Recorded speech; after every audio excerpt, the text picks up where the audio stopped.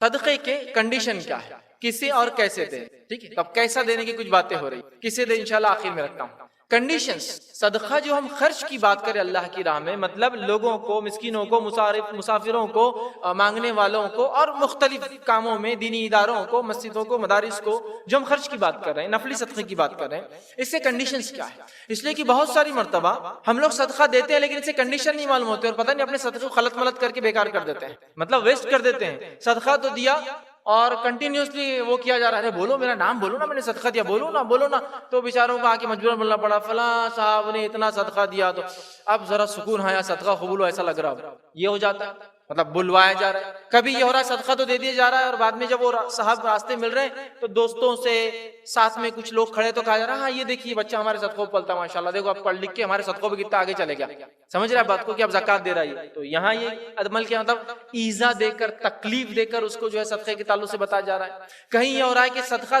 دیا ہی اس لیے جا رہا ہے کہ ارے صدقہ دیا تو نام آتا ہے کہ چلو پھر لسٹ میں نام لکھ دو، اس لیے کہ پھر میں بھی اب صدقہ دوں گا۔ تو کنڈیشنز کیا ہے ایکسیپٹیبلٹی کی، مطلب اللہ تعالیٰ صدقے کو کب قبول کرتا ہے وہ بھی تو جاننا ضروری ہے۔ تو یاد رکھیے صدقہ ایک مستحب اور نفلی عمل ہے، ایک نفلی مالی عبادت ہے، تو اس عبادت کو بھی ہمیں خالص اللہ کے لیے کرنا ہے۔ تو صدقے کی پہلی کنڈیشن یہ، پہلی شرط یہ ایکسیپٹنس کی، جس صدقے کو اللہ قبول کرتا ہے وہ صدقہ جو صرف اور صرف اللہ کے لیے دیا جائے، فرسٹ کنڈیشن ہے۔ اور میں سمجھتا ہوں اس کو بہت تفصیل میں بتانے کی ضرورت نہیں ہے۔ نبی اکرم صلی اللہ علیہ وسلم فرمایا، حدیث بڑی واضح بڑی سخت ہے، روایت کے الفاظ اس طرح سے ہے کہ نبی اکرم صلی اللہ علیہ وسلم کے تعلق سے ابو ہریرہ رضی اللہ عنہ حدیث کو روایت کرتے ہیں، اور اس حدیث کو جب آپ روایت کرتے ہیں تو ایک شخص شام سے آج کے جدید دور کے سیریا سے، شام سے نکل کر آتا ہے، مدینہ پہنچتا ہے، لوگوں سے پوچھتا ہے ابو ہریرہ کہاں رہتے ہیں، ابو ہریرہ کہاں رہتے ہیں؟ لوگ کہتے ہیں کہ ابو ہریرہ رضی اللہ عنہ وہاں رہتے ہیں۔ وہ پوچھتے پوچھتے گھر پہنچتا ہے، گھر پہنچ کے آپ کے بازو بیٹھتا ہے اور بیٹھ کر پوچھتا ہے ابو ہریرہ میں تم سے شام سے سفر کر کر یہاں اس لیے آیا صرف کہ رسول اکرم صلی اللہ علیہ وسلم کی کچھ باتیں آپ سے۔ وہ کہتے کیا واقعے میں تو صرف اور صرف شام سے سفر کر کے میرے پاس اسی نیت سے آئے کہ صرف اور صرف حدیث رسول مجھ سے سنے صلی اللہ علیہ وسلم؟ تو کہا ہاں بس یہی انٹینٹ سے نکلا ہوں کہ تم سے کچھ سنوں۔ تو کہا پھر تمہیں ایک ایسی روایت میں بیان کروں گا جو میں نے اب تک کسی سے بیان نہیں کی، ایک ایسی روایت بیان کروں گا جو اللہ کے رسول صلی اللہ علیہ وسلم مجھ سے بیان کی، میں نے کسی سے بیان نہیں کی، اور اللہ کے رسول صلی اللہ علیہ وسلم میرے گھر آئے تھے اور یہاں بیٹھے تھے جہاں میں بیٹھا ہوں، اور میں وہاں بیٹھا تھا جہاں تو بیٹھا ہے، اور اللہ کے رسول صلی اللہ علیہ وسلم مجھ سے کہا، اور یہ کہہ کر آپ گر گئے اور بے ہوش ہو گئے۔ پانی ڈالا گیا، اٹھایا گیا، ہوش میں آئے، پھر کہا چونکہ تم شام سے نکل کر میرے پاس آئے صرف حدیث رسول سننا، میں تم کو ایک حدیث سناتا ہوں، اللہ کے رسول صلی اللہ علیہ وسلم نے مجھے یہی سنائی تھی، میں یہاں بیٹھا تھا جہاں اللہ کے رسول صلی اللہ علیہ وسلم بیٹھے تھے، میں بیٹھا ہوں، تم جہاں بیٹھے ہو وہاں میں بیٹھا تھا، اور آپ صلی اللہ علیہ وسلم نے کہا یہ کہہ پھر بے ہوش ہو گئے، غشی تاری ہوگی، بے ہوش ہو گئے، انکانشیس ہو گئے، پھر پانی وانی وغیرہ اٹھایا،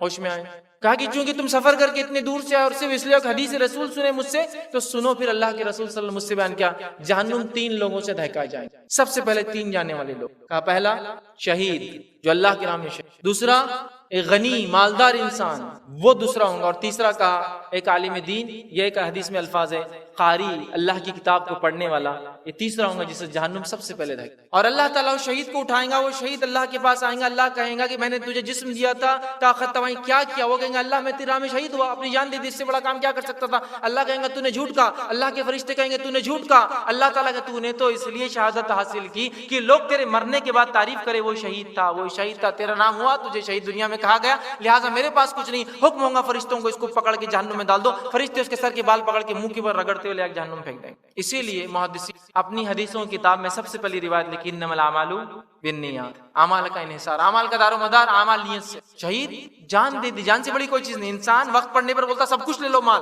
جان مت لو، اس نے جان بھی دے دی، لیکن انٹینشن سمجھ رہے ہیں بات۔ دوسرا وہ شخص جس نے مال خرچ کیا، اللہ کہیں گے تجھے مال دیا تھا کیا کیا؟ ہوگا اللہ بہت خرچ کیا، یہ کیا یہ کیا، اللہ کہیں گے تو نے جھوٹ کہا، فرشتے کہیں گے تو نے جھوٹ کہا، تو نے تو مال اس لیے خرچ کیا کہ لوگ کہے فلاں آدمی کتنا خرچ کرتا اللہ کے راہ میں، تیری تعریف تو کی گئی دنیا میں، تو شہرت پا گیا، اب کچھ نہیں، فرشتوں کو جہنم میں ڈال دیا ہے۔ تیسرا وہ آدمی جس کو اللہ نے دین کا علم دیا تھا، اس نے لوگوں کے علم اس لیے بتایا کہ اس کا نام ہو، تعریف ہو۔ یہ ایک روایت میں آتا وہ قاری تھا، قرآن پڑھتا تھا، بہت اچھا پڑھتا تھا، اللہ کہیں گا میں نے تجھے عقل دی تھی، صلاحیت دی تھی، قرآن پڑھنے کی صلاحیت دی تھی، اچھا کیا کیا؟ وہ کہیں گے اللہ میں نے تیرے دین کا علم حاصل کیا، لوگوں میں تبلیغ کی، وہ کہیں گے اللہ میں نے قرآن کو یاد کیا اور لوگوں کو سنا، اللہ کہیں تو نے جھوٹ کہا، فرشتے کہیں گے تو نے جھوٹ کہا، تو نے قرآن اس لیے سنا، تو نے علم اس لیے حاصل کیا کہ تیرا نام ہو، تعریف ہو، کتنا اچھا قاری، کتنا اچھا عالم ہے، دنیا میں جو چاہیے تھا مل گیا، اٹھا کر جہنم میں پھینک دینے کو۔ تو پہلا کام کیا کرنا ہے ہمیں؟ اخلاص اپنے صدقات چھوٹے ہو یا بڑے ہو، کتنا بھی چھوٹا کیوں نہ ہو یاد رکھیں، لیکن وہ مخلص خالص دیا جائے، اس کا اجر بہت ملتا ہے، آگے انشاءاللہ بات کروں۔ دوسری چیز حلال کمائی سے دیا جائے۔ اخلاص کے بعد سیکنڈ کنڈیشن صدقات کی کیا ہے معلوم آپ کو؟ وہ اپنی حلال روزی سے دیا جائے، اس لیے کہ اللہ تعالیٰ صرف حلال کو قبول کرتا ہے۔ قرآن میں اللہ رب العزت فرماتا ہے، سورہ بقرہ سورہ نمبر 2 آیت نمبر 266 267 نے فرمایا، کہا اس میں خرچ کرو جو تمہیں اللہ نے پاکیزہ کمائی تمہاری ہے اس میں سے تم خرچ کرو۔ اللہ فرماتا ہے انفقوا من طیبات ما کسبتم، حلال روزی میں سے، حلال چیزوں میں سے تم خرچ کرو جو تم کماتے ہو۔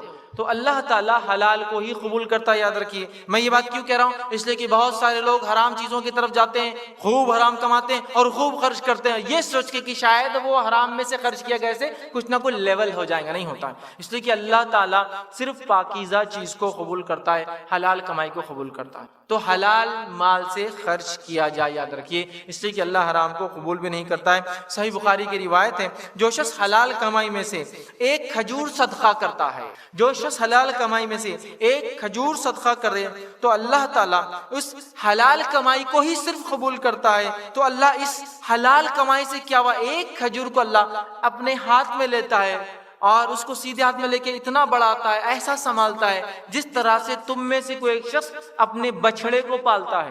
گاؤں وغیرہ میں جانوروں کو جو لوگ پالتے ہیں ان کو پتا ہے بچڑے کو پالنے کی اہمیت کیا ہے، بعد میں وہ کٹا بنے گا، مضبوط بنے گا، تو ہل چلائیں گا، بہت کام آتا ہے، بکتا ہے قیمتوں میں نا۔ تو اللہ تعالیٰ اس ایک کھجور کو ایسا پالتا ہے جیسے تم میں سے کوئی ایک شخص، نبی اکرم صلی اللہ علیہ وسلم فرماتے ہیں، ایک بچڑے کو پالتا ہے، اور اس صدقے کو اللہ بڑھاتا ہے اس حد تک کہ وہ ایک کھجور احد پہاڑ کے برابر بن جاتا ہے قیامت کے دن۔ ان ریٹرن مطلب ایسا انویسٹمنٹ کہ سمپل ایک ڈیٹ، ایک کھجور انویسٹ کرنا ہے، ان ریٹرن احد پہاڑ کے برابر نہیں کیا لینا ہے، اللہ کی راہ میں خالص نیت سے حلال مال سے کمایا ہوا ہے، چونکہ کنڈیشن ہے۔ تو ایک کھجور، تو میں سمجھتا ہوں صدقے کا لمٹ بھی پتہ چلی، کم سے کم کیا دیا سکتا، کچھ بھی ہو سکتا، کچھ بھی ہو سکتا ہے، ایک کھجور بھی صدقہ ہو سکتا، کیونکہ عرب میں نبی اکرم صلی اللہ علیہ وسلم زمانے میں سب سے ادنا چیز جو گھروں میں ہوتی تھی وہ کھجور ہی، چاہے وہ قیمتی والی ہو، سستی والی کھجور ہی ہوا کرتی، ایک لیکن حلال ہو، یاد ہے، کیونکہ اللہ حلال کے علاوہ قبول نہیں۔ تو سیکنڈ کنڈیشن حلال ہو۔ تیسری چیز، جو چیز دی جائے وہ خود حلال ہو، یہ بڑی اہم ہے، کیوں تو ہمارے پاس صدقات کے اندر، لوگوں کی مدد کے اندر حلال چیز میں نہیں ہوں گا اتنا، لیکن حرام چیز میں برابر ہوں گا۔ ہم دو بھائی مل کے ایک ہی اس میں کش مارتے، بولے صدقہ ایک دوسرے کو، صدقہ ایک لے کے نہیں، پورا ایک پٹی لے کر آگے پورے دوستوں میں تقسیم کرتا میں۔ آج کل نوجوان میں بڑا چلتا نا، گٹکا، تمباکو، سگریٹ۔ ہم لوگوں نے ایک بہت خرید کے پورا من جملہ جمع ہو کے بڑا 4-5 ہزار کا حقہ لے کے آئے، بولے پورا محلہ کی پی رہا اس میں، ماشاءاللہ سب لوگ آرام سے آ رہے، الگ الگ فلیورز ڈال کے آرام سے بولے پی رہے۔ تو گویا صدقات، شیئرنگ، بانٹنا وہ حرام کاموں میں بہت ہوتا ہے، حلال میں نظر نہیں آتا ہے۔ دیکھیے آپ برے کاموں میں پکچر کی ٹکٹ ایک لاتا، اس نہیں بولے میں 4-5 10 20 لاتا پورا کر کے، ہفتہ بھر کما کے والد کی جیب میں سے چرا کے، ادھر سے لے کے ادھر سے لے کے سب کو لا کے دیتا، اور برابر جمعے کو سب کو ساتھ لے جاتا اپنے، اس لیے کہ میں اکیلا ہی کوئی کام۔ صدقہ حلال چیز ہونا ضروری، حلال مال اور حلال چیز، ورنہ کوئی کہے میں نے شراب صدقہ کی، میں نے جوئے میں دیکھو صدقہ کیا، اتنا پیسہ لے جا کر میں نے فلاں کیا، یہ بھی۔ تو نیت، اخلاص سے نیت، دوسرا حلال مال سے کیا جائے، تیسرا چیز جو صدقہ کی جا رہی وہ بھی حلال ہو، یاد رکھیے، اس چیز کو ذہن میں رکھیں۔ چوتھا، کوشش کرے کہ اپنی محبوب ترین چیز کو صدقہ کرے، یہ بڑی اہم چیز، اس لیے کہ سورہ آل عمران میں اللہ رب العزت نے فرمایا اور کہا لن تنالوا البر حتى تنفقوا مما تحبون، تم ہرگز نیکی کو نہیں پہنچ سکتے جب تک کہ تم وہ خرچ نہ کرو جو تمہیں سب سے محبوب نہ ہو۔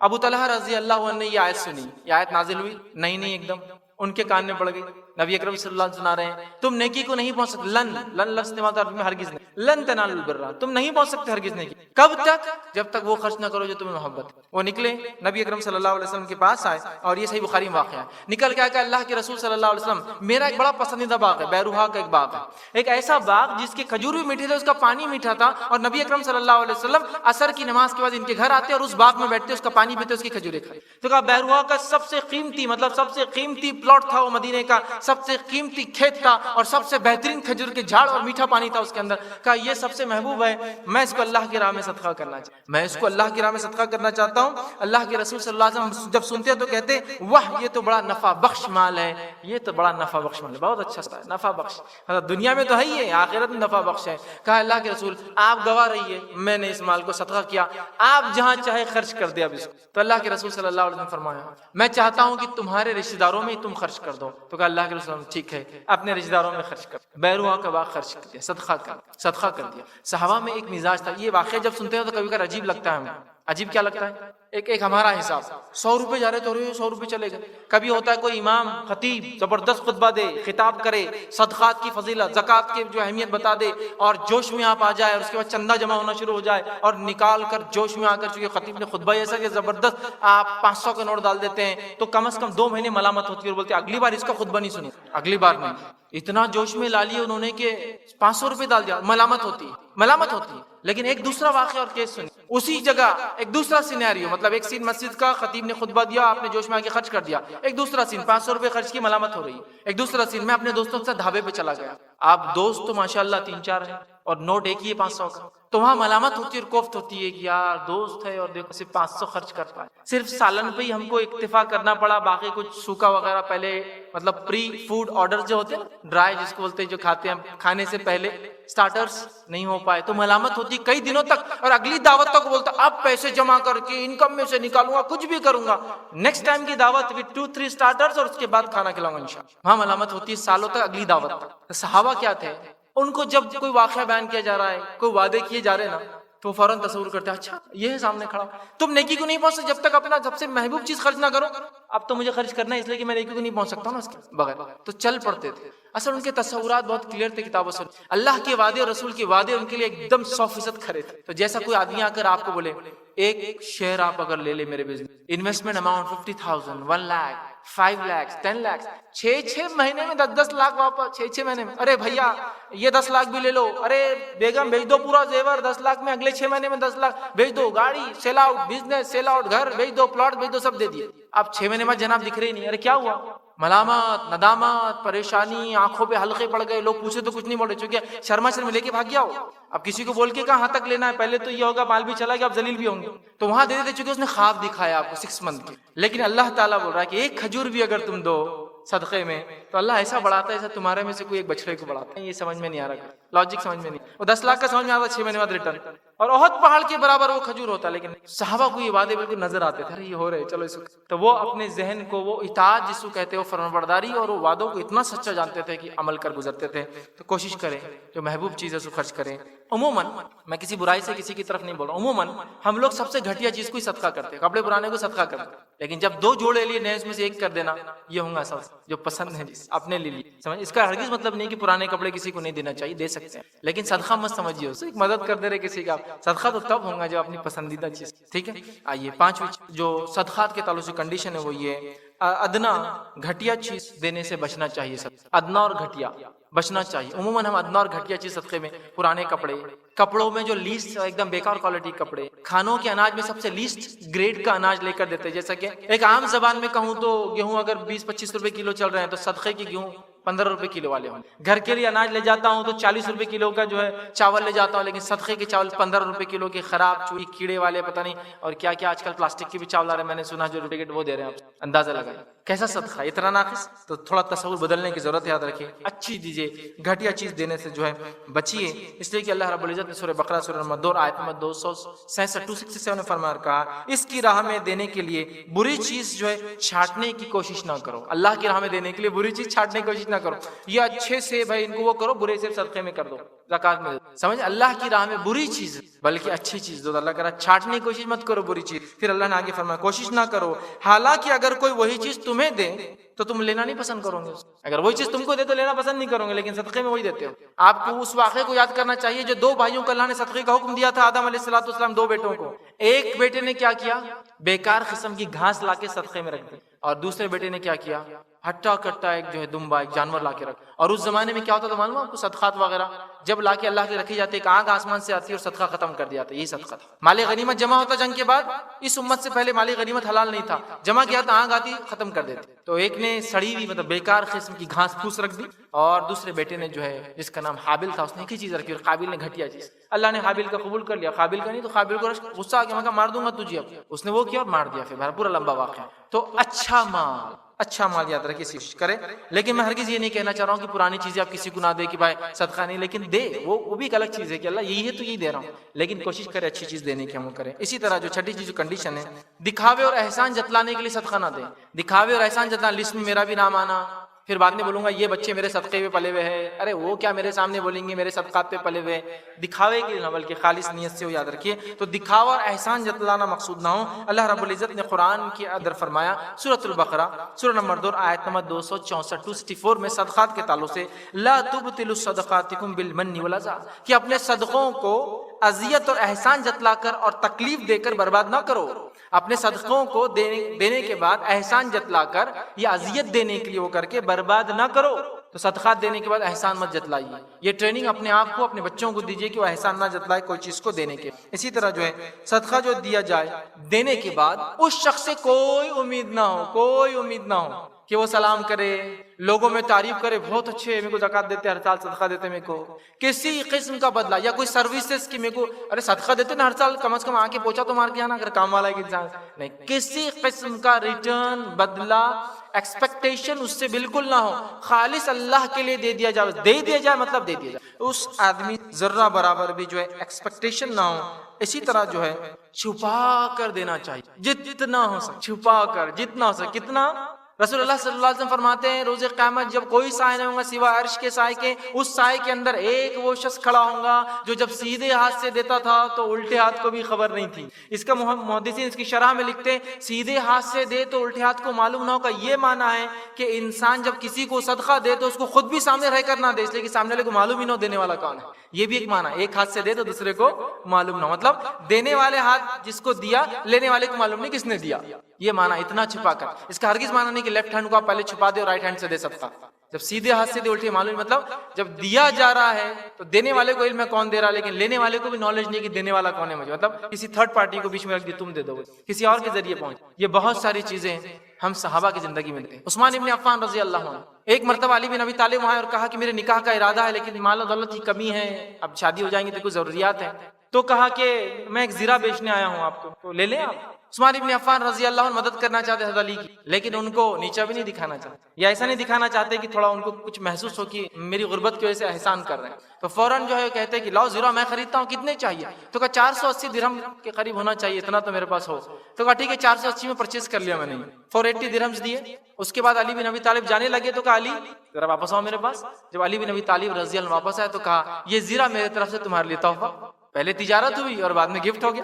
اگر وہ پہلے آتے اور عثمان ابن عفان رضی اللہ عنہ یہ کہتے کہ اے علی چلو میں خریدتا نہیں ہوں تم سے، دے دیتا ہوں 480 میرے لیے کیا بات ہے، میں ایک مالدار انسان، تو شاید علی بن ابی طالب نہیں لیتے، چونکہ صحابہ میں دینے کا جذبہ تھا، لینے کا جذبہ نہیں ملے گا کسی میں، سب دینا چاہتے ہیں، غریب بھی دینا چاہتا ہے مالدار بھی دینا، تو ایک طرف تو سیل ہو گیا فنش، سیکنڈ پھر گفٹ میں وہی چیز۔ یہ کیا کرتے تھے صدقے میں، چھپا کر دے، کوشش کرے چھپا کر دے، اور اگر چھپا کر نہ دے سکے تو سامنے دینے میں کوئی گناہ اور خبات نہیں، جب تک کہ نیت خالص ہو، حلال مال سے دیا جائے، حلال چیز، وہ جو کنڈیشنز آ رہے ہیں۔ اس لیے کہ کبھی کبھار دکھا کر دینے کا فائدہ یہ ہے کہ دوسرے لوگ آپ کی تقلید کرتے پیچھے چلتے، سمجھے آپ؟ اگر یہ انٹرنیٹ تو یہ دکھا کبھی کبھار بتانا بھی درست ہے۔ صحیح مسلم کی روایت، نبی اکرم صلی اللہ علیہ وسلم نے ایک بار اعلان کیا کہ کون ہے جو صدقات دیں گا، تو کوئی نہیں اٹھا۔ اس لیے نہیں اٹھا کہ صحابہ دینا نہیں چاہتے، اس لیے نہیں کہ صحابہ کو ذرا شرم آ رہی تھی کہ یہ بہت کم ہو رہا ہے، یہ بہت کم ہو رہا ہے۔ ایک اعرابی تھا اجنبی بدو بیٹھا ہوا تھا، اٹھا آیا اور چاندی تھی جیب میں، کچھ سکے چاندی کے لا کے ڈال دیا، تھوڑے سے ایک مٹھی میں لا کے رکھ دیا، اتنے تھوڑے سے چاندی کے، اور چلا گیا۔ صحابہ آر محسوس کر رہے تھے کہ اتنے کم ہے کیسے، اس کو نہیں سمجھا، وہ آیا بالکل بے تکلف تھوڑے سے رکھ دیا۔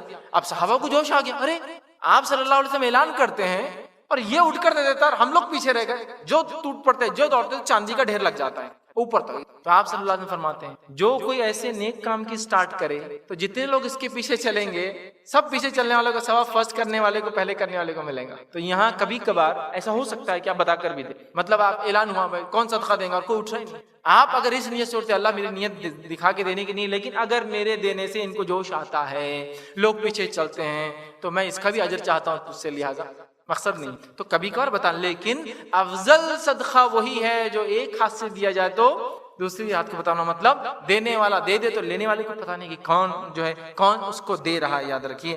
ابو ہریرہ رضی اللہ عنہ فرماتے ہیں، اور حدیث کے الفاظ اس طرح سے، رسول اللہ صلی اللہ علیہ وسلم فرمایا کہ جس میں یہ ذکر ہے کہ روز قیامت جب کوئی سایہ نہ ہوگا تو اللہ تعالیٰ کے سائے میں 7 لوگ ہیں، اس میں سے ایک شخص ہوگا جو سیدھے ہاتھ سے دے تو اس کے الٹے ہاتھ کو اس کا معلوم نہیں ہوتا ہے، اور اس کے بڑے فوائد ہیں۔ ٹھیک، اسی طرح ظاہر کر کے دینے میں بھی کوئی برائی نہیں ہے، لیکن نیت وہاں مخلص ہو۔ اور اللہ رب العزت نے سورہ بقرہ سورہ نمبر 2 آیت نمبر 271 270 میں فرمایا کہا ان تبدوا الصدقات فنعم هي وان تخفوها وتؤتوها الفقراء فهو خير لكم۔ اللہ فرماتا ہے اگر تم صدقات علانیہ دو تو یہ بھی اچھا ہے، لیکن اگر چھپا کر دو تو یہ زیادہ خیر ہے علانیہ دینے سے، مطلب بتا کر دینے سے زیادہ خیر چھپا کر دینا۔ کبھی کبھار کیا ہوتا ہے، دیکھیے آپ سمجھ لیجیے مسجد سے باہر نکلتے، ایک فقیر ہے جو بعد میں نہیں ملیں گا، وہ مانگتا ہے، آپ کو لگتا ہے دینا چاہیے، لیکن آپ ڈرتے کیا، والٹ کھولوں گا لوگ دیکھیں گے بولیں گے بڑا بتا رہا دے رہا ہے، مت سوچیے کیونکہ بعد میں نہیں ملے، ہے نا؟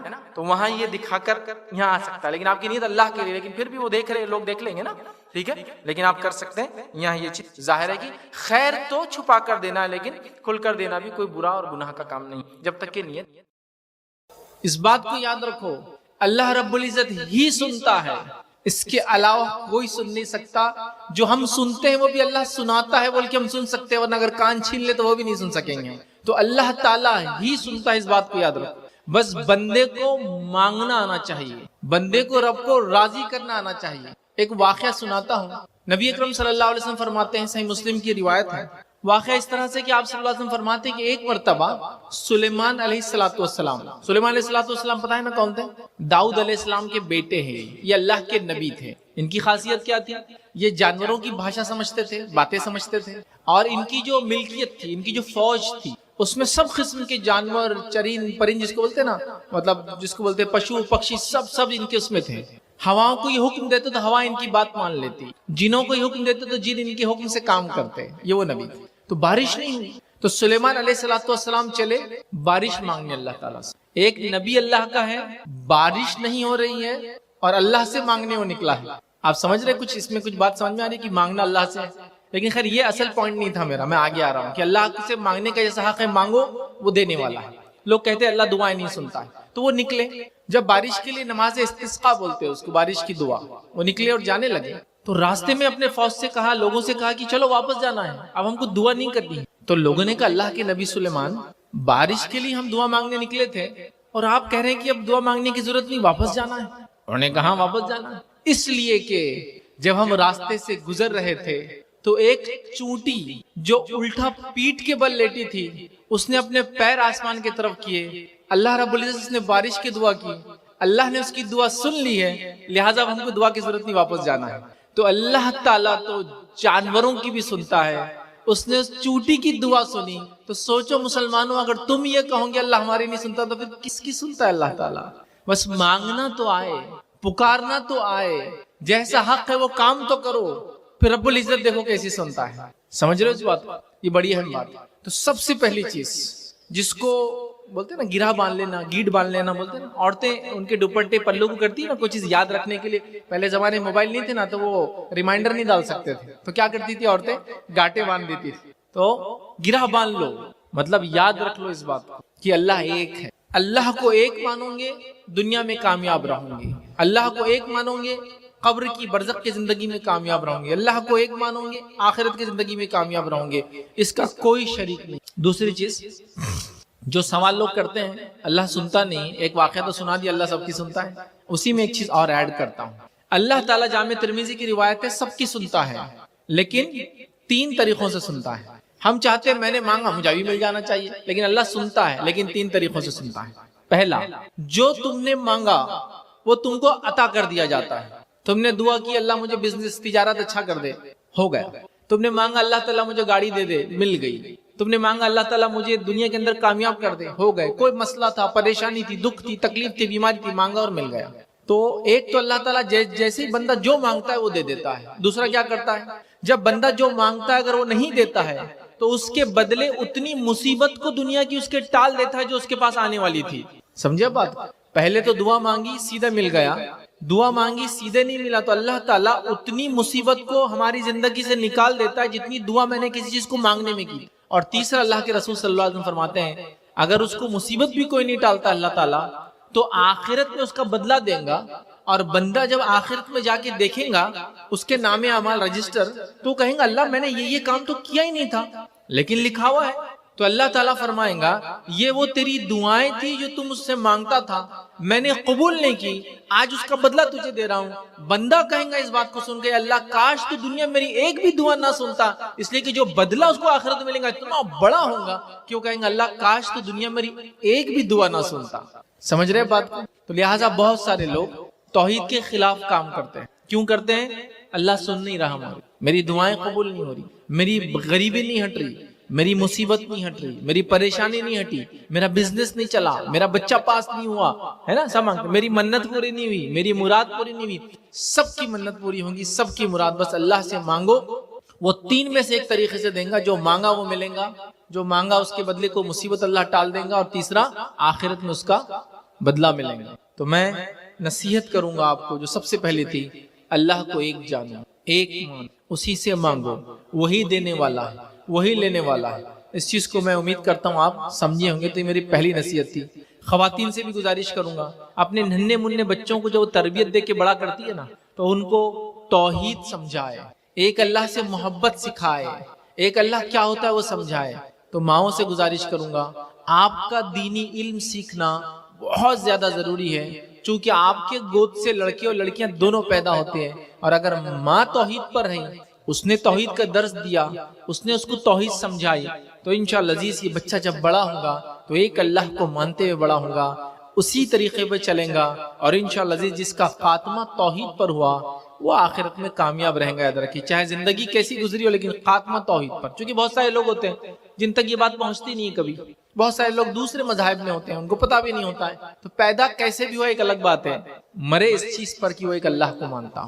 تو گزارش کروں گا خواتین سے، عورتوں سے جو میری بات کو سن رہی ہیں، آپ کا بہت اہم رول اور کردار ہے، اب آپ کو وہ رول ادا کرنے کا ٹائم آ چکا ہے۔ تو پہلی چیز توحید۔ آئیے توحید کے بعد میں دوسری چیز کی جو نصیحت آپ کو کروں گا آج، وہ ہوں گی مسلمانوں نماز قائم کرو، مسلمانوں نماز قائم کرو، مسلمانوں نماز کو قائم کرنے والے بن جاؤ۔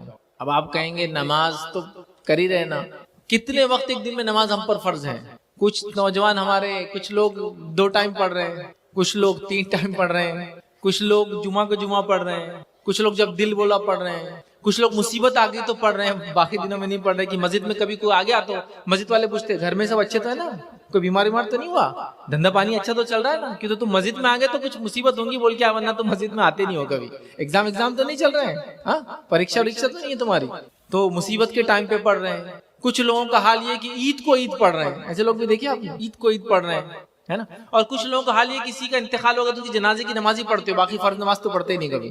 تعجب کی بات، ہم پر ہر روز میں کتنی نمازیں فرض ہیں؟ 5 نمازیں، ہے نا۔ اب کون سی ہو 5 نمازیں؟ ہر مسجد کے اندر آپ جاتے چارٹ لگا ہوا رہتا ہوتا ہے نا، چارٹ، کبھی کبھار اسے گلدستہ رہتا، اسے 5 پھول رہتے، ہر پھول پہ نام لکھا ہوا تھا نماز کا، یا پھر وہ گھڑی کے اس میں رہتا۔ تو 5 نمازیں ہم کو ہر روز میں فرض ہے۔ یہ فرض نمازوں کے علاوہ بھی بہت ساری نمازیں جو اللہ کے رسول صلی اللہ علیہ وسلم پڑھتے تھے، جس کو سنت کہتے ہیں، کبھی فرض سے پہلے پڑھتے، کبھی فرض کے بعد پڑھتے، کبھی نہیں پڑھتے۔ جو فرض سے پہلے اور بعد میں ہمیشہ پڑھتے اس کو سنت موقعہ بولتے ہیں، جو کبھی پڑھتے اور کبھی نہیں پڑھتے اس کو سنت بولتے ہیں، اور باقی نفل بولتے ہیں نمازوں کے اندر۔ تو اللہ کے رسول صلی اللہ علیہ وسلم یہ پڑھتے تھے۔ اس کے علاوہ اللہ کے رسول صلی اللہ علیہ وسلم اور بھی نمازیں ہم کو سکھا کر گئے، چاشت کی، اشراق کی، اوابین کی، سورج گرہن کی، چاند گرہن کی، اس کے بعد نماز استسقاء بارش نہیں ہونے کی، اور صلاۃ الحاجہ کسی جس کو کہیں گے اپنے منت مرادیں پوری کرانے کے لیے، حاجت پوری کرنے کے لیے دعا کرنا ہے، توبہ کے لیے نماز پڑھنا ہے۔ حدیث میں تو آتا ہے کہ آندھی طوفان بھی چلتی تو اللہ کے رسول صلی اللہ علیہ وسلم مسجد میں چلے جاتے، نماز پڑھتے ہیں، بہت نمازیں پڑھتے ہیں۔ ہمیں کیا ہو گیا؟ ہم کیوں 5 وقتہ نمازی نہیں بن رہے؟ ہم کیوں 5 ٹائم جو ہے پریئر نہیں کر رہے، نماز نہیں پڑھ رہے؟ میں یہ نہیں کہہ رہا ہوں کہ آپ لوگ نہیں پڑھتے، میں ایک عام بات کر رہا ہوں، چونکہ اب آپ کا محلہ ہے، اب رمضان کو کتنے دن باقی ہے؟ 6 دن باقی ہے۔ اب آپ کے محلے میں جتنی مسجد ہے، مجھے معلوم کوئی پڑھنے والی نہیں رمضان میں، تو پتا چلا اتنے لوگ تو ہے کہ نماز ہر بار مسجد فل ہونا چاہیے، لیکن رمضان کے بعد اور رمضان سے پہلے کیا ہوتا ہے آپ سب کو معلوم ہے، مسجد میں کوئی آتا ہی نہیں، 1 صف 2 صف 3 صف بھرتی ہے، جمعے کے دن پوری مسجد بھرتی ہے، رمضان میں پورے رمضان مسجد بھری ہے، مطلب آبادی تو بہت ہے، پاپولیشن تو بہت ہے، نماز کتنے لوگ پڑھ رہے ہیں؟ مجھے بتاؤ ایک بات، اگر تمہارا پڑوسی تم پر کوئی چیز تم کو دے کر احسان کرے تو کیا احسان مانتے ہو نہیں مانتے ہو؟ تمہارا چچا، تمہارا رشتہ دار کوئی تم کو پیسہ وغیرہ دے، مصیبت میں مدد کرے، بیمار ہو تو کچھ دے، تو تم اس کا احسان مانتے ہو نہیں مانتے ہو؟ مانتے ہو نا۔ تو میرا سوال ہے، میرا پرشن ہے آپ سے، میرا سوال ہے کہ اللہ تعالیٰ جو صبح سے شام تک احسان پر احسان کرتے چلا جا رہا ہے، اتنی نعمتوں پر نعمتیں دیتے چلا جا رہا ہے، تو پھر میں اور آپ نماز کیوں نہیں پڑھتے؟ یہ ہمارے فائدے کے لیے ہے، اللہ کا حکم ہے، لیکن فائدہ ہمارا ہی ہے اس کے اندر، کیوں نہیں کرتے ہیں پھر ہم؟ جب پڑوسی کے احسان کی وجہ سے اس کی عزت کرتے، اس کا احترام کرتے، اس کے بارے میں بولتے لوگوں کو، تو پھر اللہ تعالیٰ نے اتنے احسانات کی کیوں نماز میں نہیں کھڑے ہوتے اس کے ساتھ؟ تو نماز قائم کرو، ہر روز میں 5 وقت نماز پڑھنا ہے۔ اگر نماز نہیں پڑھتے ہو یا نہیں پڑھ رہے ہو 5 وقت، تو یاد رکھو دوسرے کوئی اعمال قبول نہیں ہونے والے تھے، کوئی عمل قبول نہیں ہونے۔ حدیث کے الفاظ ہے، جو فجر کی نماز پڑھتا ہے وہ اللہ کی امان میں آ جاتا ہے۔ امان سمجھتے آپ؟ اس کے پروٹیکشن میں آ جاتا ہے، اس کی حفاظت میں آ جاتا ہے، اس کے انڈر میں آ جاتا ہے، اس کی سیکیورٹی میں آ جاتا ہے، فجر کی جو پڑھتا ہے۔ اب فجر جو نہیں پڑھتا ہے تو وہ امان سے نکل گیا اللہ تعالیٰ کی، اب وہ شیطان کی طرف چلے جائے یا کہاں جاتا ہے وہ جائے۔ ظہر کی نماز کی اہمیت بتاتے ہوئے نبی اکرم صلی اللہ علیہ وسلم فرمایا کہ اگر ظہر کی نماز کا اجر اگر تم کو پتہ چل جائے، اس کا ثواب تم کو پتہ چل جائے، تو اگر تم کو چلنا نہ بھی آئے، چلنا پیروں سے نہ بھی آئے، تو تم اپنے آپ کو کولوں کے بل پہ رگڑتے ہوئے، ہوتا ہے کمر پہ بیٹھ کے دیکھا آپ نے کسی آدمی کو، تو پیر آگے کرتا پھر کمر سے آگے کھینچتا اپنے آپ، دیکھا آپ نے جس کو چلنا نہیں آتا کیسا چلتا ہو پیٹ سے؟ تو تم کو اگر پتہ چل جائے کہ ظہر کی نماز کا اجر کیا ہے، تو تم اپنے کولوں کے مطلب بیک سائڈ کا جو حصہ اس کو گھستے ہوئے رگڑتے ہوئے مسجد کی طرف آؤں گا، اتنا اجر ہے اس کا۔ عصر کی نماز کے بارے میں فرمایا اگر تم کو یہ بتا دیا جائے کہ عصر کی نماز چھوڑنے کا گناہ کیا ہے، عصر کی نماز چھوڑنے سے آخرت میں کیا عذاب ملنے والا ہے، تو اس کا ایک نماز چھوڑنے کا اتنا صدمہ ملے گا انسان کو عصر کی روز قیامت، جب اس کو پتا اتنا صدمہ ہوگا جیسے اس کے پورے رشتہ دار مر گئے اور پورا مال و دولت لٹ گیا۔ اگر آپ کو کوئی خبر دے کہ پورے رشتہ دار تمہاری دنیا میں جتنے سب مر گئے آج، اور پورا پیسہ لٹ گیا تمہارا، تو کتنا افسوس ہوگا نا؟ تو اتنا افسوس ہوگا کہ ایک انسان کو جو صرف عصر کی نماز چھوڑتا تھا ایک وقت کی، سمجھ رہے ہیں بات؟ عشاء کے بارے میں اور فجر کے بارے میں آپ فرماتے جو اس کو نہیں پڑھتا وہ منافق ہے۔ منافق معلوم کون ہے؟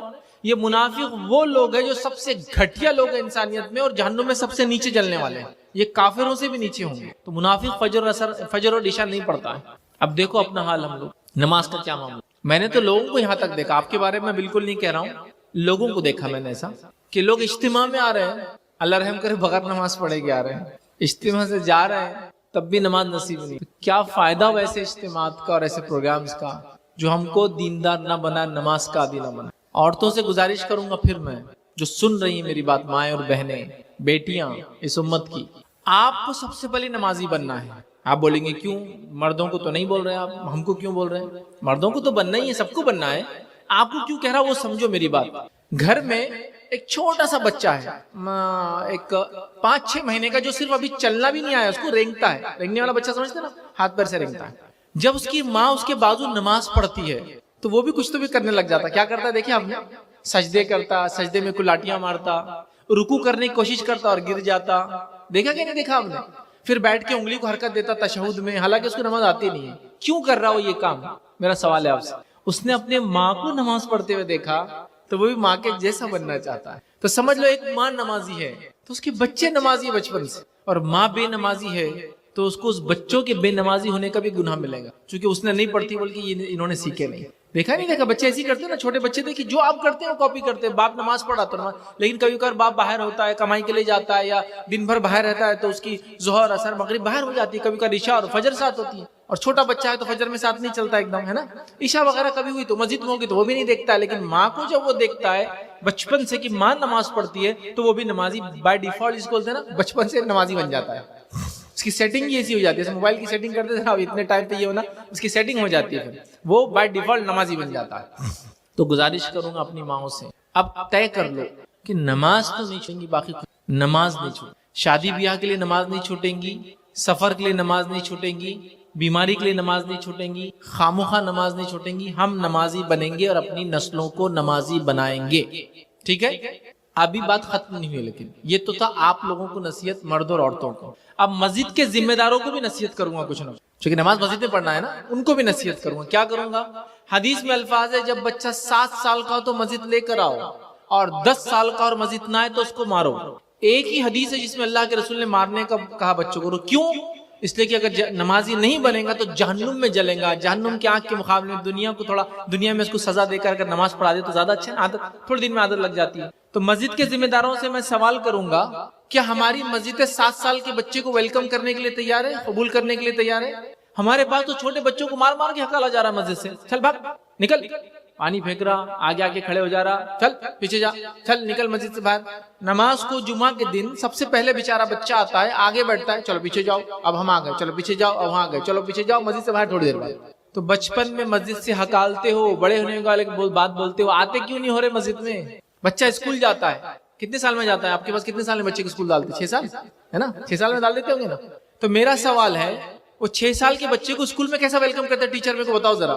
جب آپ کا بچہ فرسٹ ڈے اسکول جاتا ہے, کچھ اسکول جو اچھے بڑے اسکول ہوتے کیا کرتے ہیں آپ کو روز گفٹ میں دے رہے ہیں, چاکلیٹس دے رہے ہیں, ٹیچر یہ بول رہا ہے کہ ہاتھ ملاؤں گے, گلے لگوں گے, کیا کرو گے بولو آگے. بچہ بولتا ہے ٹیچر ہاتھ ملاؤں, ہاتھ ملائیے, آئیے بیٹا, آؤ بیٹا, ویلکم ہو رہا ہے. ہمارے پاس کیا ہو رہا ہے, بچہ جیسی مسجد کے اندر آتا تو اس پہ لوگوں کی ایسی خطرناک کیمرے والی نظر رہتی ہے کہ بیچارہ باپ کے پیچھے چھپتا لنگی کے اندر, ادھر ادھر ادھر ادھر. کیوں؟ تو کوئی تو بھی ایک آدمی اس کو ڈانٹنے والا ہے, اس کو پتا ہے, کوئی تو بھی ایک ڈانٹے گا, ہے نا. اچھا باپ کے ساتھ ہے تو شاید نہیں ڈانٹے گا وہ, لیکن اگر اکیلے آ جائے کسی دن اور آ کے وضو کر رہا ہے, خاموشی سے آیا, چپل بازو رکھا, وضو کر رہا ہے, وضو مت کر, نکل یہاں سے, اس کو معلوم اس کو وضو بھی نہیں کرنے دیں گے. جا کر نماز پڑھ رہا ہے خاموشی کے ساتھ, تو بڑا آدمی اس کے سامنے جا رہا ہے, ارے بھائی اس کے نمازی اس کے سامنے سے کیسے جا رہے؟ بچہ تو ہے, یاد رکھو ہو سکتا ہے میری اور آپ کی نماز قبول نہ ہو رہی ہوگی, لیکن وہ بہت دل سے پڑھ رہا ہے, اللہ کو یاد کر رہا ہے, اس کو کسی کو بتانا نہیں کچھ بھی, وہ خالص اللہ کے لیے آیا مسجد میں. تم بولو اس کی نماز قبول نہیں ہو. کیا مسجد میں طہارت خانے ان کے حساب سے بنے؟ 7 سال کے لے کے جانا, حدیث میں لے کے جاؤ, 10 سال کے ہو تو مارو. تو 7 سال میں کیا ہماری مسجدیں ویلکم کر رہی ہیں ان کو؟ تو میں مسجد کمیٹیوں سے, انتظامیہ سے جو میری بات سن رہے کہوں گا, آپ اپنی مسجدوں کو ایسا بنائیں کہ بچوں کو دونوں ہاتھ سے ویلکم کریں. آؤ بچوں, نماز کے لیے آؤ, مسجد میں آؤ. نبی اکرم صلی اللہ علیہ وسلم تو اپنے ننھے منھے نواسوں کو مسجد میں لاتے تھے. حضرت حسن اور حسین اتنے چھوٹے تھے کہ 2-3 سال کے, ایسا عمر میں تو ایک دوسرے سے عمر زیادہ فرق نہیں تھا ان کے, لیکن ایسے 2-3 سال یا 4 سال کے تھے. نبی اکرم صلی اللہ علیہ وسلم گود میں آتے تھے اور گود میں نماز میں آتے تھے, اور کبھی اللہ کے رسول صلی اللہ علیہ وسلم سجدہ کرتے تو ان کی گردن پہ بیٹھ جاتے پیر ڈال کر. ایک بار آپ جو ہے نماز کے لیے آئے اور اپنی نواسی امامہ کو ساتھ لائے, اپنی نواسی کو, اور آپ نے گود میں رکھ کے اس کو نماز پڑھا. بچوں کا مسجد لاتے تھے. ایک بار کا مشہور واقعہ, اگر آپ نے نہیں سنا ہوگا تو آج سن لیں, یا پھر سنا ہوگا تو ایک اور ریپیٹیشن. ایک بار نبی اکرم صلی اللہ علیہ وسلم نماز میں سجدہ کر رہے تھے, اور اتنی دیر تک سجدہ کیا کہ ایک صحابی جو پیچھے نماز پڑھ رہے تھے سجدے کے اندر سے گردن اٹھا لی انہوں نے. کیا ہو گیا مسئلہ, اتنی دیر سے سجدہ؟ دیکھا تو آپ کے نواسے گردن پہ بیٹھے ہوئے, اٹھ ہی نہیں رہے. بچوں کو کیا ہماری مسجد ویلکم کر رہی ہے؟ اگر بچے نے غلطی سے آ کے مسجد میں تھوڑی سی آواز بھی کر دی نا, تو اس کو جو پڑتی ہے پھر کیا بولیں گے اس کو آپ لوگ, چٹ پھٹ ڈھپ دھوپ, نکل یہاں سے, ہڑ ہڑ, مسجد سے باہر بھاگ, چپل سے مارو, اس کو لکڑی سے مارو. اور ایک آدمی کو بٹھا دیتے, بچے آئے نا ایسا گھورو ان کو کہ اندر گھسنا ہی نہیں انہوں نے مسجد میں. پھر ہم بولے بچے نکڑوں پہ کیوں بیٹھتے پسند کرتے, چائے کی دکانوں پہ کیوں بیٹھتے, میلے ٹھیلوں میں کیوں جاتے, مسجد کیوں نہیں آتے؟ آپ نے تو ہکال دیا ان کو بچپن میں مسجد سے. ویلکم کرو نا ان کو, آنے دو مسجد. نبی اکرم صلی اللہ علیہ وسلم کا زمانہ, ایک صحابی فرماتے ہیں میں چھوٹا تھا. کتنے چھوٹے تھے میں آخری بولوں گا آپ کو, کتنے چھوٹے تھے. میں چھوٹا تھا, اپنے والد کے ساتھ مسجد نبوی آتا. ان کا گھر گاؤں میں تھا, تھوڑا سا مطلب 2-3 کلومیٹر سمجھ لیجیے دور. پہلے ایسی تھا نا مسجد, مطلب مدینہ بہت چھوٹا شہر تھا, آس پاس اس کے گاؤں تھے چھوٹے چھوٹے. تو میں اپنے والد کے ساتھ گاؤں سے مسجد نبوی آتا. مسجد نبوی میں آنے کے بعد جو ہے نبی اکرم صلی اللہ علیہ وسلم کے پیچھے میرے والد اور میں نماز پڑھتے. پھر وہاں سے ہم دونوں مل کے اپنے گاؤں جاتے, اور وہ نماز جو نبی اکرم صلی اللہ علیہ وسلم کے پیچھے ہم نے پڑھی تھی, اپنے گاؤں میں جا کے ویسی نماز میں لوگوں کو پڑھاتا. مطلب کیا ہوا, وہ اپنے گاؤں سے نکلتے, رسول اللہ صلی اللہ علیہ وسلم کے ساتھ نماز پڑھتے, پھر جیسی نماز وہاں سیکھتے, اپنے گاؤں میں آ کے یہ جو چھوٹے صحابی تھے وہ پڑھاتے. وہ ان کے والد نہیں پڑھاتے, انہوں پڑھاتے. کسی نے سوال کیا کتنی عمر تھی تمہاری جب تم نماز پڑھاتے تھے؟ جو قصہ کب کا ہے یہ بڑے ہونے کی بات بول رہے ہو. کتنی عمر تھی تمہاری؟ اس امام کی کتنی عمر تھی جو اللہ کے رسول صلی اللہ علیہ وسلم کے پیچھے نماز پڑھتا بچہ, پھر جا کے اپنے محلے میں امامت کرتا. اس بچے کی, اس امام کی عمر کتنی تھی بتاؤ, کسی کو پتا ہے واقعہ؟ ان کی عمر تھی, وہ کہتے ہیں میں 7 یا 8 سال کا تھا. کتنے تھے؟ میں 7 یا 8 سال کا تھا جب میں نماز پڑھایا کرتا تھا. مسجد نبوی میں دیکھتا اللہ کے رسول جیسی پڑھتا آ کر اپنی قوم کو پڑھاتا. سمجھ رہے بات کو؟ امام ہے یہ امام. بچوں کو بڑا کرو, جلدی احترام کرو ان کا, بلاؤ ان کو مسجد میں, ویلکم کرو ان کو, استقبال کرو ان کا مسجد میں, تاکہ ان کو احساس ہو کہ وہ بڑے ہو رہے ہیں, ان کو کچھ کرنا ہے سماج.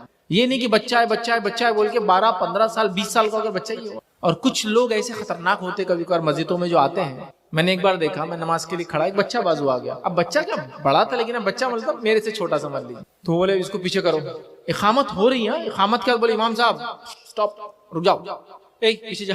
تو امام صاحب نے پلٹ کے بولے حضرت وہ جو شخص تھے وہ بالغ ہیں. کیا بولے, وہ بالغ ہیں. تو کیا کرے معلوم, وہ جو حضرت جو پیچھے کر رہے تھے اس کو بولے ادھر. بچہ آیا, بولے منہ کھول, اور منہ کھول کے اس کے داڑھا چیک کرے پیچھے. میں نے جانوروں کی عمر پتا کرتے ہوئے دیکھا منہ کھول کے, دانتوں سے جانوروں کی عمر پتا چلتی, انسانوں کی بھی نکالے انہوں نے. نہیں بولے اس کو پیچھے کی داڑھ نہیں, چل بھاگ جا, تو نہیں بولے بالغ ابھی. کیا تماشا ہے. تو آپ کو خواتین کو گزارش کروں گا ہم نمازی بنے. مسجد کمیٹی کے ذمہ داروں کو کہوں گا مسجدوں کو کھول دے, ویلکم کرے لوگوں, نمازیوں کی سہولت کے اعتبار سے. ابھی کبھی کبھار تو مسجد میں نماز پڑھنا بھی لوگوں نے مشکل کر دیا. کیوں مشکل کر دیا معلوم آپ کو؟ مسجد میں بولے ہم نے قالین ڈال دیے, قالین. پھر قالین کو بچانے کے لیے اس پہ ایک وائٹ چادر ڈال دیے, وائٹ چادر کو بچانے لال چادر ڈال دیے. پھر کو وضو کر کے بولتے پانی نہیں لانا, چپل نہیں لانا, پیر نہیں رکھنا, بچے نے نہیں آنا, یہ نہیں گرنا, وہ نہیں گرنا. ارے نماز پڑھنا ہے یا قالین کو سنوارنے اور سنبھالنے کے لیے آئے ہوئے مسجد کے اندر؟ کئی کو ایسی مسجدیں بنا رہے ہو جس کے اندر نماز بھی نہیں پڑھ سکتے ہو تم سیدھے سے جا کر. فرشی اچھی پھر اس سے اچھے تم نیچے جاؤ, صفائی کرو, نماز پڑھ لو. تو ہم نے بڑا کمپلیکیشن کر دیا. تو نصیحت کروں گا نمازی بنو, نمازی بنو. روزہ زکوٰۃ حج کر رہے ہیں لوگ, کیونکہ وہ سال میں ایک بار ہو رہا, زندگی میں ایک بار ہو رہا ہے نا. نماز روز پڑھنا ہے. کتنے وقت؟ 5 وقت. اب تہیہ کرو, انشاءاللہ عزیز ہم نمازی بن جائیں گے. اب فجر آنے والی, چونکہ اب عشاء کا تو چلا گیا معاملہ, اب فجر آنے والی ہے. اب شروع کر دیں یہاں سے. اور ایسا سلسلہ کسی زندہ انسان کو آپ نے کبھی یہ پوچھا تیری سانس چلتی ہے کہ نہیں چلتی؟ زندہ ہے تو سانس لیتا ہے. تو کسی مسلمان کو پوچھنے کی ضرورت نہیں پڑنا چاہیے وہ نمازی ہے یا نہیں ہے. مسلمان ہے تو نماز پڑھتا ہوں. چونکہ اللہ کے رسول صلی اللہ علیہ وسلم کے زمانے میں تو منافق بھی نماز کو نہیں چھوڑتے تھے, وہ بھی آگے پڑھتے تھے, چونکہ ان کو بھی معلوم تھا اگر نماز نہیں پڑھیں گے تو صحابہ کو پورا یقین ہو جائے گا کہ یہ منافق ہے. تو وہ بھی آگے چپ چپ کی نماز پڑھتے, لیکن پڑھتے, چونکہ ان کو معلوم تھا نماز چھوڑ دیں گے ہم کو منافق مسلمان سمجھ جائیں گے. تو کتنی افسوس کی بات ہے, میں اور آپ تو مسلمان کر رہے اپنے آپ کو, نماز نہیں پڑھ رہے. تو انشاءاللہ عزیز آپ طے کر لیں, نمازی بن جائیں گے. اپنے آپ سے وعدہ کیجئے, اپنے رب سے وعدہ کیجئے, ارادہ کیجئے, پکا ارادہ کیجئے, عورتیں بھی مرد بھی بچے بھی, ہم نمازی بنیں گے. اپنے آپ کو نمازی بنائیں گے, اپنے بچوں کو نمازی بنائیں گے, اپنے پڑوسیوں کو نمازی بنائیں گے, اپنے آنے والی نسلوں کو نمازی بنائیں گے. کریں گے نا انشاءاللہ. آئیے آگے بڑھتے ہیں. تیسری نصیحت آپ کو کروں گا وہ یہ ہے, قرآن سے پکا اور سچا رشتہ بناؤ. قرآن سے پکا اور سچا رشتہ بناؤ. آپ بولیں گے قرآن سے تو رشتہ سب کا ہے نا, پکا بھی ہے سچا بھی ہے. یہ خالی بولنے والا پکا سچا نہیں. جیسا میں ایگزامپل ادھارن دیتا ہوں, آپ کو مثال دیتا ہوں. اگر کسی سے یہ پوچھ لیا جائے قرآن کیا ہے, چلو بتاؤ, کیا بولیں گے آپ؟ قرآن اللہ کا کلام ہے, بڑی کتاب ہے, سب سے بڑی کتاب ہے, نازل ہوئی بھی کتاب ہے, معجزہ ہے, اور ساری کتابوں کی امام ہے, نبی اکرم صلی اللہ علیہ وسلم نازل ہوا, اس پر ایمان لانے والا یقیناً جنت میں جائیں گا, اس کو چھوڑنے والا جو ہے وہ جہنم میں جانے والا ہے, یہی حق ہے, اس میں سب سچ ہے, اس میں دنیا کی باتیں ہیں, اس میں آخرت کے نجات کا ذریعہ ہے, اس میں دنیا گزارنے کا طریقہ ہے, اس میں سائنس کی باتیں ہیں, اس میں یہ ہے, اس میں وہ ہے, اس میں شفا ہے, اس میں بیماری کا علاج ہے, اور اس کا یہ ہے, اور اتنا مطلب اس سے جن شیاطین دور مطلب برائی دور بھاگتی ہے, اچھائی کو لانے والا ہے, برکتوں کو لانے والا ہے, خیر کو لانے والا ہے, یہ کرنے والا ہے, وہ کرنے والا. مطلب میں اب بول بھی نہیں سکتا کیا کیا ہے قرآن, ہے نا. تو پہلا سوال قرآن کیا ہے, تو جواب اتنا لمبا کہ آدمی بول رہا بھائی کیا بات ہے, ماشاءاللہ کیا جواب ہے. اب دوسرا سوال قرآن میں کیا ہے. اب جیسی قرآن میں کیا بولے تو یہ آدمی جو اتنے جوابات دے رہا تھا نا, اس کا منہ پھر جاتا, آپ دے دی ذرا جواب, آپ دے دو کیا ہے. میں تو میرے کو تو نہیں معلوم کیا ہے, میں مولوی تھوڑی ہوں جو میرے کو معلوم ہے. بڑی کتاب یہ معلوم ہے, برکت والی کتاب یہ معلوم ہے, نجات والی کتاب یہ معلوم ہے, دنیا اور آخرت میں کامیابی کتاب معلوم ہے, اس میں کیا ہے مجھے اتنا نہیں معلوم زیادہ تھوڑا. تو سچا اور پکا رشتہ یہ تو نہیں ہو سکتا کہ آپ بولے میرا سچا اور پکا رشتہ ہے, لیکن بیوی کا نام ہی نہیں معلوم آپ کو کیا ہے. بیوی کیا, اس کے صفات نہیں معلوم, اس کی عادتیں نہیں معلوم, اس کے اطوار نہیں معلوم, اس کی پیدائش نہیں معلوم, اس کی اچھائیاں, اس کی برائیاں, اس کی پسند, اس کی ناپسند ہو ہی نہیں سکتا. قرآن میں کیا ہے. جب میں کالج میں تھا, اللہ رحم کرے, جب میں دین سے اتنا جڑا ہوا نہیں تھا, تو ایک مرتبہ ایسا ہوا کہ ہم بیٹھے تھے 25-30 نوجوان, ایک آدمی آیا اور اس نے ایک سوال کیا. کیا سوال کیا معلوم آپ کو؟ کیا قرآن میں کوئی نور علیہ السلام ہے کہ نور علیہ السلام. اب ہم 25-30 نوجوان مسلمان سب ایک دوسرے کی طرف دیکھ رہے, بھائی کوئی ہے کہ نور نور.